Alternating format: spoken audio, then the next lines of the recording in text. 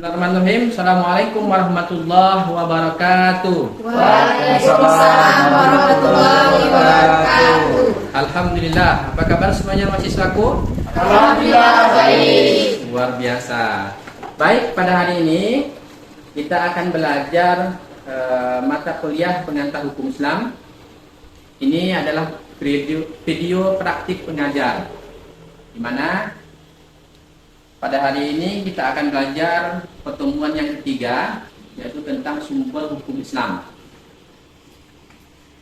Di mana ingin saya perlu ingatkan kembali bahwa mata kuliah kita pengantar hukum Islam ini membuat SKS-nya 2 dengan rumpun mata kuliah dasar. Ini adalah mata kuliah yang pertemuan yang ketiga, yaitu tentang sumber hukum Islam. Tapi kita perlu mengetahui capaian pembelajaran prodi. Yang pertama, sikap mahasiswa dalam bersikap menunjukkan sikap bertanggung jawab atas pekerjaan di bidang keahliannya secara mandiri. Yang kedua, keterampilan umum. Keterampilan umum ini mahasiswa menerapkan pemikiran logis, kritis, sistematis, dan inovatif dalam konteks pengembangan dan implementasi ilmu pengetahuan dalam kejurusannya. Kemudian, keterampilan umum yang selanjutnya, mahasiswa mampu menunjukkan kinerja mandiri, bermutu, dan terukur. Selanjutnya, keterampilan khusus yaitu prodi, diharapkan mahasiswa mampu merancang dan menjalankan penelitian dengan metodologi yang benar, khususnya terkait dengan pengembangan bidang hukum keperdataan ataupun hukum Islam ini yang akan kita bahas sekarang ini. Di mana ini adalah terakhir dari capaian pembelajaran, yaitu pengetahuan. Mahasiswa diharapkan mampu memformulasikan permasalahan di bidang hukum berdasarkan konsep yang terkait dalam bidang hukum perkataan ini. Baik, kita langsung saja belajar tentang sumber hukum Islam. Apa itu sumber hukum Islam? Nah, di sini dijelaskan sumber hukum Islam itu adalah segala sesuatu yang dijadikan pedoman atau yang menjadi sumber syariat Islam, di mana para ulama membagi dalil hukum syara atau sumber hukum Islam ini menjadi 2. Yang pertama, dalil yang disepakati, yaitu muttafaq. Yang kedua, dalil yang tidak disepakati, apa? Mukhtalaf. Ya, jadi ada 2 ya. Ada 2. Pada kesempatan hari ini kita akan membahas khusus dalil yang disepakati, muttafaq. Nah, ini sebelumnya jadi jelaskan ada dalil yang disepakati itu Al-Quran, hadis, ijma', qiyas. Dalil yang tidak disepakati ikhtisan, istishab, saddul jariyat, syar'un man qablana, maslahan mursalah, huruf mazhab sahabi. Jadi kita nanti akan belajar tentang Al-Quran, hadis, ijma' sama qiyas. Jadi kita fokuskan pelajaran pada hari ini Al-Quran, hadis, ijma' dan qiyas. 4 sumber dalil yang disepakati. Yang pertama ini ya, ada 4 ya. Yang pertama langsung saja kita pada Al-Quran. Apa itu Al-Quran? Al-Quran saya rasa sudah tidak asing lagi kita, yaitu adalah sumber hukum yang utama dari semua ajaran dan syariat Islam ya. Yang berasal lalu dari bahasanya itu Quran, bacaan. Tapi definisi Al-Quran telah banyak para ahli ulama yang menjelaskan, definisikan dia jadi dibagi menjadi beberapa unsur. Yang pertama, bahwa Al-Quran itu bentuk lafaz yang mengandung arti bahwa apa yang disampaikan Allah melalui malaikat Jibril kepada Nabi Muhammad dalam bentuk makna dan dilafalkan kepada Nabi oleh Nabi dengan cara dengan ibaratnya sendiri tidaklah disebut Al-Quran. Maksudnya Al-Quran itu sampai kepada Nabi melalui malaikat Jibril ya. Kemudian bahwa Al-Quran itu adalah berbahasa Arab. Jadi bukan bahasa Melayu, bukan bahasa Sambas ya, Ustaz. Bukan bahasa Indonesia juga bukan. Kalau bahasa Indonesia berarti itu bahasa terjemah. Kalau Al-Quran itu bahasa Arab. Oke, selanjutnya bahwa Al-Quran itu diturunkan kepada Nabi Muhammad, bukan diturunkan kepada mahasiswa ya, tapi kepada Nabi Muhammad. Karena Nabi Muhammad itu Rasul Allah, utusan Allah. Nah, yang keempat, Al-Quran itu dinukilkan secara mutawatir. Apa itu mutawatir? Mutawatir itu adalah secara orang tidak mungkin berbuat dusta. Jadi menyampaikan suatu tidak mungkin berbuat dusta karena disaksikan bahkan diketahui oleh khalayak ramai. Itu namanya mutawatir. Kalau dalam hadis namanya syaratnya 10 orang perawi. Oke, lanjut. Ayat Al-Quran diturunkan kepada Nabi dengan beberapa cara. Di antaranya malaikat memasukkan wahyu ke dalam hati Nabi Muhammad SAW. Jadi langsung masuk ya, Bang Darul ya, langsung masuk. Al-Quran itu langsung dimasukkan oleh malaikat Jibril. Yang kedua, malaikat menampakkan dirinya kepada Nabi Muhammad berupa seorang laki-laki yang mengucapkan kata-katanya. Kemudian wahyu datang seperti gemerincing lonceng. Kerenceng. Kemungkinan gitu. Tapi kayaknya intinya itu gemerincing lonceng yang mirip seperti lonceng-lonceng yang ada yang kita dengar biasa di gereja ya. Yang mirip-mirip gitulah. Tapi tidak juga seperti itu ya. Oke, yang selanjutnya, malaikat menampakkan diri kepada Nabi Muhammad SAW benar-benar sebagaimana rupanya yang asli. Katanya, dan rupa malaikat itu dari arah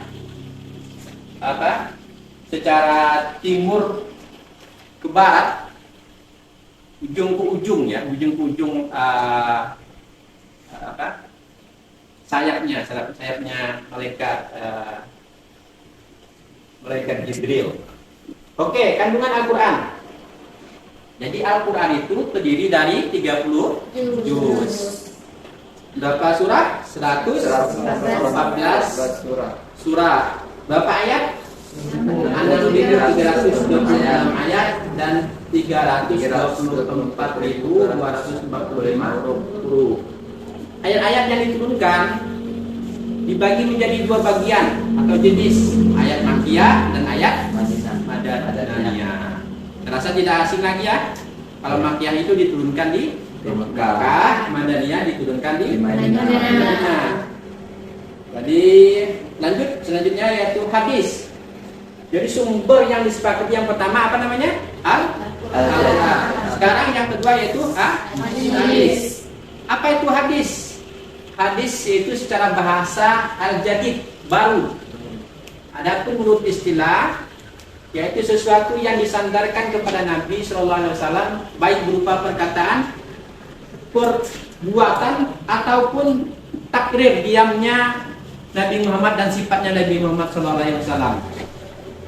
Nah, dilihat dari bentuknya, hadis dapat dibedakan menjadi 3. Yang pertama hadis qauliyah. Qauliyah itu perkataan, segala sesuatu perkataan Nabi Muhammad. Kalau hadis fi'liyah yaitu segala sesuatu perbuatan Nabi. Yang ketiga hadis takriyah yaitu segala sesuatu perkataan atau sikap dari Nabi Muhammad SAW. Selanjutnya hadis dari sisi kuantitas. Ini sering sekali mahasiswa kebingungan. Apa yang maksud mutawatir, ahad, masyhur, hadis, kemudian gharib. Nah, di sini tidak tahunya kalau namanya mutawatir, ahad itu adalah hadis dari sisi kuantitas. Kuantitas apa itu? Jumlah. Mutawatir itu diriwayatkan oleh banyak rawi yang mustahil. Yang mustahil mereka sepakat untuk berdusta. Jadi menurut pendapat yang terpilih paling sedikit ada 10 orang perawi yang meriwayatkan hadis. Kemudian hadis ahad, hadis yang tidak terkumpul atau tidak terpenuhi syarat-syarat mutawatir. Jadi hadis ahad ini dibagi menjadi 3. Pertama masyhur. Masyhur itu apa? Hadis yang diriwayatkan 3 orang atau lebih tetapi tidak mencapai derajat mutawatir. Kemudian hadis satu hadis yang perawinya berjumlah tidak kurang 2 orang. Kalau gharib itu berarti 1 orang sendirian. Apa contohnya misalnya kalau yang gharib? Kalau tidak asing lagi hadis tentang innamal a'malu binniyat. Hadis itu hanya diriwayatkan oleh sahabat Nabi yang bernama Umar bin Khattab saja. Jalurnya hanya satu Nabi, satu sahabat dari Nabi. Tidak ada yang lain, hanya sahabat Umar bin Khattab. Oke. Lanjut hadis dari sisi kualitas. Kualitas berarti sahih, hasan sama Doib. Sahih itu apa? Sahih itu adalah hadis yang sanadnya bersambung. Riwayatnya adil, dobit. Dobit itu apa? Dobit itu buat hafalan. Jadi Bang Daud, Bang Piu, kakak ke belakangnya. Jadi sebenarnya udah dobit. Jadi dobit itu buat hafalan. Apalagi syaratnya?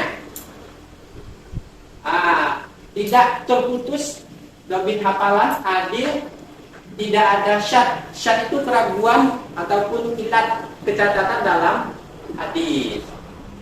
Hadis hasan adalah hadis yang sanadnya bersambung seperti tadi ya, seperti sahih ya. Kemudian adil, dia dalam dobitnya hafalannya lebih ringan, lemah, tidak syad maupun ilat. Jadi beda antara hasan dan sahih itu hanya kalau hasan itu ada kedobitannya, hafalannya kurang ada pada hafalannya. Kalau hadis dhaif, hadis yang tidak terkumpul dari sifat-sifat hadis hasan. Oke, contoh fitur hadis itu Sahih Bukhari, Sahih Muslim, apalagi Abu Daud, apalagi Tirmidzi, Sunan Nasai, ya, Ibnu Majah, Musnad Ahmad bin Hanbal, Muwatta Malik, Sunan dan demikian banyak lagi sebagainya dan seterusnya. Ini sumber hadis yang kedua yaitu hadis ya, sumber buku Islam yang kedua yaitu hadis. Ini yang kedua ijma. Wah, ini ijma ini kalau secara bahasa adalah ketetapan hati atau keputusan untuk melakukan sesuatu yang sepakat. Kalau kita sepakat ijma ya, ijma itu secara istilah kesepakatan imam mujtahid pada suatu masa setelah wafatnya Rasul terhadap syariat mengenai sesuatu kasus. Jadi dari definisi ini, istilah ini ada kata kunci yang dapat kita ambil.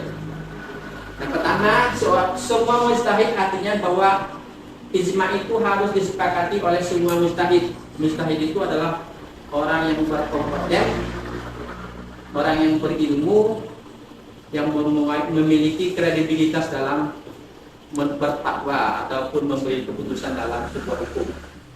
Kemudian catatan kedua, ijma itu sesudah Nabi wafat.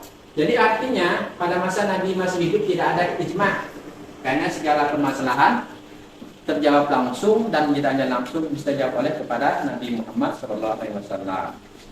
Yang ketiga, hukum syarak. Artinya kesepakatan itu hanya terbatas pada salah satu hukum amaliyah atau syarak dan tidak masuk pada masalah akidah. Kalau kita fikih ya. Oke, selanjutnya apabila lebih dalam, dasar utama dari segi cara memperoleh atau melakukannya adalah dengan dua cara atau macam. Ijma itu yang pertama ijma syari, yang kedua ijma sukuti. Contoh ijma. Ijma itu pada masa sahabat tentang pemerintahan. Kita sepakati Khalifah Abu Bakar itu ijma para sahabat. Khalifah Umar, Khalifah Utsman, Khalifah Ali bin Abi Thalib itu ada merupakan ijma, contoh ijma. Kemudian apalagi contohnya diadakannya azan 2 kali dan iqamah untuk sholat Jumat. Berapa kali Bang Pio sholat Jumat azannya? 2 kali. Itu berarti merupakan ijma ya, ijma para sahabat. Atau ini contoh ijma Sukuti ya. Kemudian upaya pembukuan kitab suci Al-Quran. Mana kita ketahui pembukuan kitab suci Al-Quran itu dilakukan pada masa Abu Bakar. Karena pada masa Rasulullah masih belum berkumpul dalam satu mushaf, tapi pada masa Abu Bakar baru berkumpul satu mushaf. Itu merupakan tindakan ijma usaha para sahabat yang disepakati oleh para sahabat. Oke, lanjutnya kias yang 4. Jadi sumber hukum yang ketiga yaitu tadi ijma. Yang pertama Al-Quran, yang kedua hadis, yang ketiga hadis, yang ijma. ketiga ijma. Yang keempat ini adalah Kias. Kias itu secara bahasa mengukur, membandingkan sesuatu dengan sekitarnya. Jadi secara istilah menghubungkan sesuatu perkara yang tidak ada hukumnya hanya ada persamaan ilat. Nah, dari definisi ini kita ambil poin penting tentang kias. Yang pertama, ada 2 kasus yang mempunyai ilat yang sama. Yang kedua, kasus yang lama sudah tidak ada hukumnya berdasarkan nas, ada hukum yang baru belum ada nasnya. Yang ketiga, antara hukum yang lama dan hukum yang baru masing-masing memiliki sebab yang sama. Rukun-rukun kias. Ini rukun kiasnya sebenarnya ada 4. Kenapa?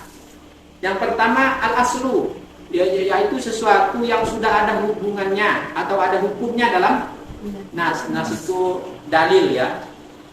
Kemudian yang kedua al-far'u, sesuatu yang tidak ada hukumnya dalam nas tetapi hukumnya dapat dihubungkan dengan al-aslu. Jadi sesuatu yang sudah ada hukumnya kan. Yang ketiga hukum asal. Hukum asal, hukum syara yang ada nasnya tetapi pangkal hukum bagi cabang. Ilat itu sebab atau sifat yang ada pada hukum asalnya. Dari 4 rukun ini mengerti tidak? Kalau diambil contoh. Langsung aja kita contoh ya. Ini nanti contohnya. Contohnya dalam Al-Quran kan diharamkan khamar. Innallah haramal khamr wal maisir kan?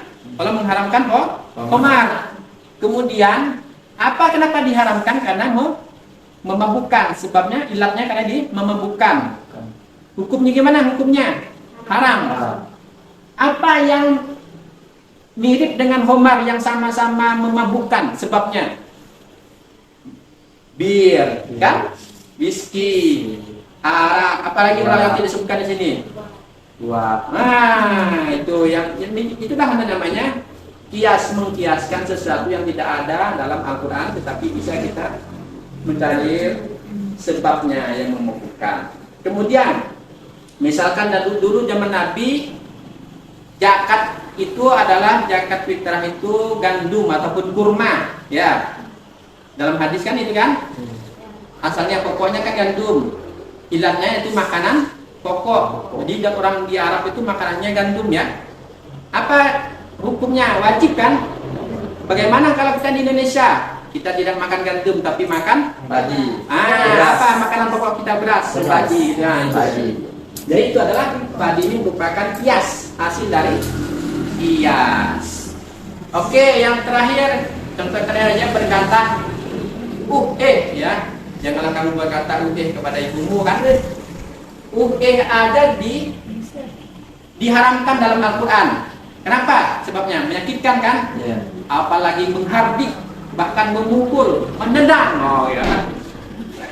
Itu lebih parah lagi daripada berkata asal buset.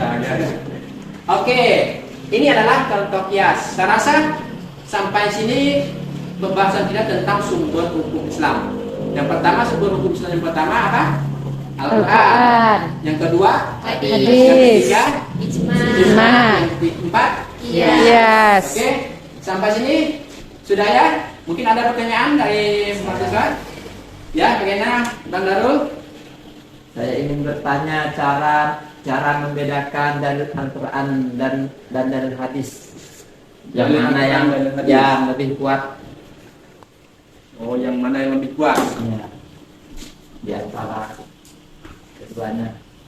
Oh, mungkin Bang Darul ini kebingungan karena kebanyakan kita masyarakat bahkan mahasiswa memang mana yang lebih dahulukan, Al-Quran atau hadis ya. Ya. Jadi Al-Quran yang pertama memang dalam yang didahulukan yaitu Al-Quran. Kenapa? Al-Quran itu sumber yang pertama, sumber primer dalam hukum Islam, ya, sumber yang pertama ya. Secara susunannya Al-Quran. Yang kedua hadis. Jadi yang pertama yang ditambahkan tentang Al-Quran. Cara membedakannya adalah tentu kalau Al-Quran biasanya tidak ada kata-kata hadasana, barona, an atau sabda Nabi. Kalau Al-Quran kan firman, lebih mudah sebenarnya, intinya memang harus hafal ya. Kalau tidak hafal, ada punya Al-Quran ataupun punya kitab hadis. Jadi cara membedakan harus punya, setidaknya punya Al-Quran dan ataupun kitab-kitab hadis. Itu lebih mudah sederhananya, tapi lebih bijaksana lagi itu dengan menghafal dan mempelajari mana dalil Al-Quran, mana dalil hadis. Saya rasa itu ya. Oke, terakhir ini tugas ya untuk ya. Tugas yang pertama dari penjelasan saya tadi, mahasiswa membuat ringkasan tentang 4 sumber hukum yang disepakati. Tadi ada 4 ya. Tugas untuk di rumah nanti mahasiswa masing-masing memberikan contoh hadis qauliyah, fiqhiyah dan takririyah. Saya rasa sekian ya. Kurang lebih saya mohon maaf. Saya akhiri. Assalamualaikum warahmatullahi wabarakatuh. Waalaikumsalam warahmatullahi wabarakatuh.